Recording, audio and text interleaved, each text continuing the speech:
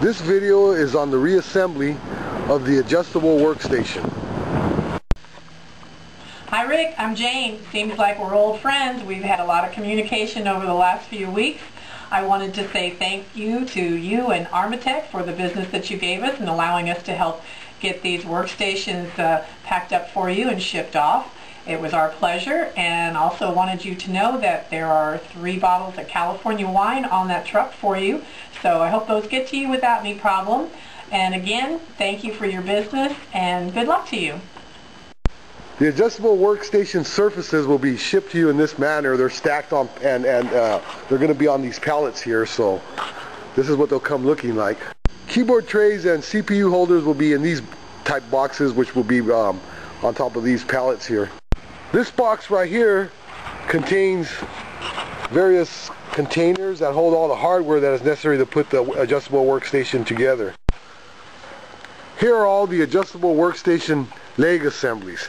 As you can see, each one of them is labeled with a number. This is number 64. It goes to its corresponding parts for this workstation, and everything's going to be labeled with a number. When disassembled, there was various cable management clips similar to this one that were used to hold all the wires to the work surface bottom, but we had to take those off for shipping reasons, so you'll have to get some of those in order to manage the cables.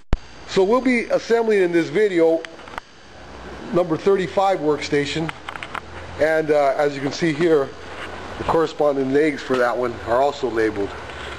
Okay, and it goes on. There's a longer one, and of course this shorter piece here.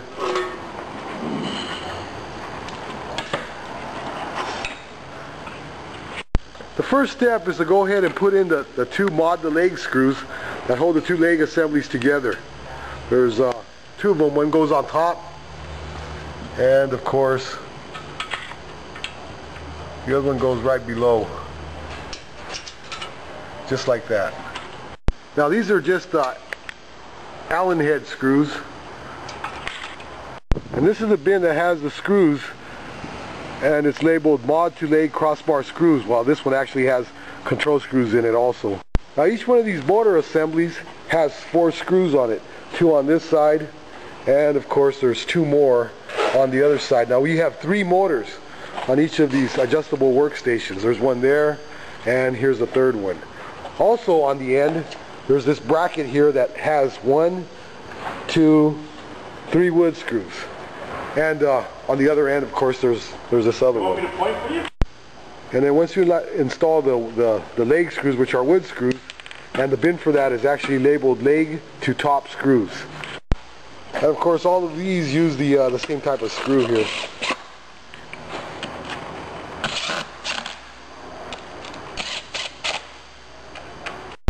Now this unit here is the master control unit.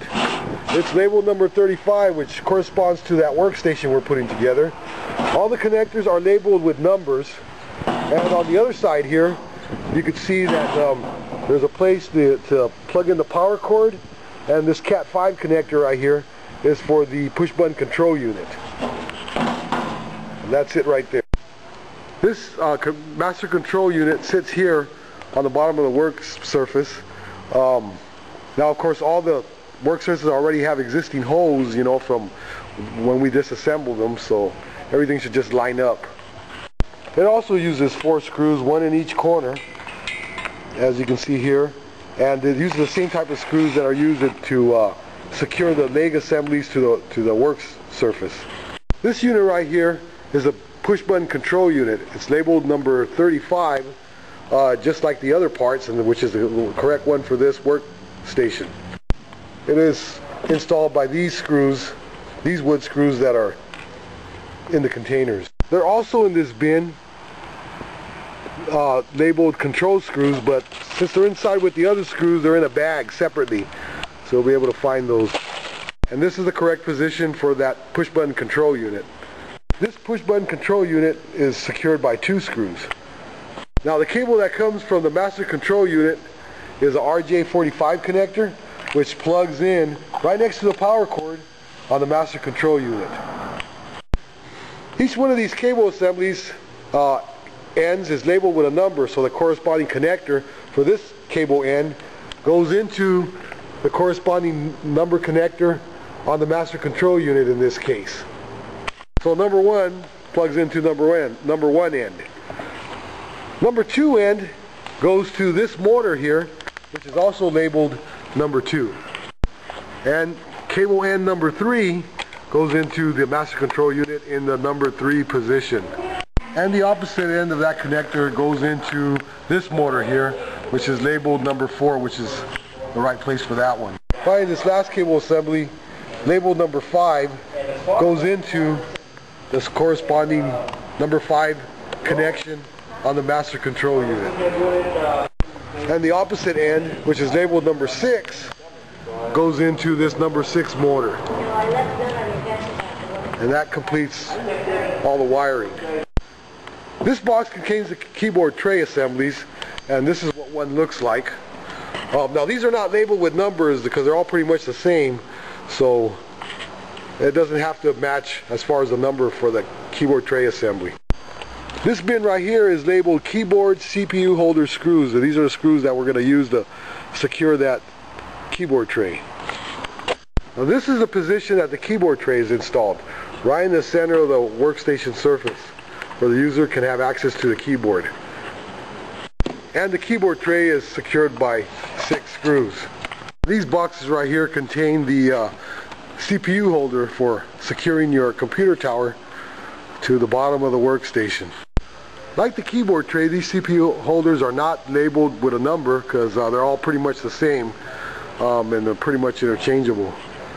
They are secured by 6 to 8 screws, and the position for them is right next to the push button control unit, and they sit just like that.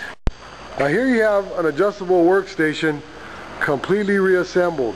Of course this one's upside down, but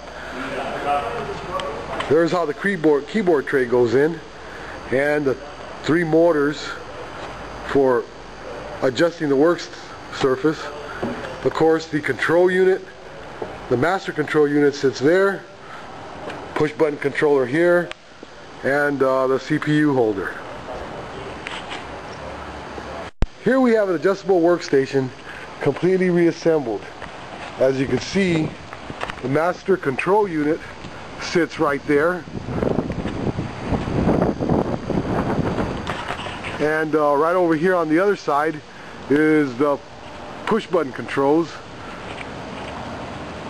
There's the CPU holder right next to it, and finally there's the keyboard tray, which comes out right there, and it's adjustable. Well, as you can see here, all the adjustable workstations are loaded into the truck. Everything's pretty much going to be in this truck here when you receive it. If you have any questions as far as the assembly of the adjustable workstation, feel free to call Rusco, area code 805-922-1311. Thank you.